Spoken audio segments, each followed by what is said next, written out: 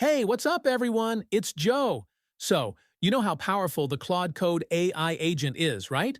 But setting it up for every new project, getting it to really understand your code, can be such a grind.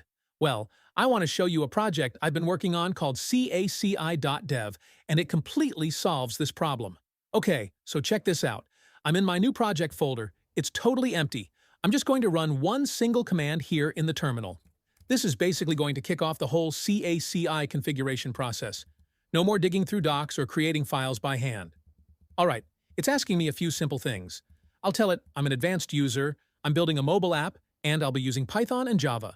Now, here comes the best part. I don't have to write a single line of config. I'm just going to tell it my idea in plain English. I want a tool to help developers manage their tasks from Jira, Notion, all that stuff. And watch this.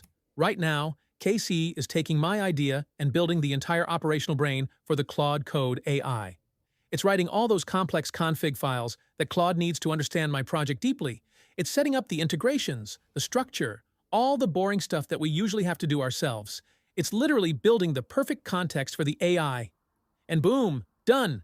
That's it. Configuration completed successfully. The entire foundation for my project, specifically tailored for the Claude Code agent, is now built. So what did that actually do? Let's look inside this .claude folder that it created. See all this? We've got pre-built AI agents, a whole list of commands ready to go, and even hooks for automation. This is the language that the Claude AI speaks, and CACI just created the whole dictionary for my new app. The main takeaway here is that my Claude Code agent is now going to be so much faster and smarter right from the get-go. It doesn't have to guess anything. It has all the context it needs. Honestly, this has been a total game changer for me, and it means we can just get straight to the fun part, coding. Anyway, give it a try and let me know what you think.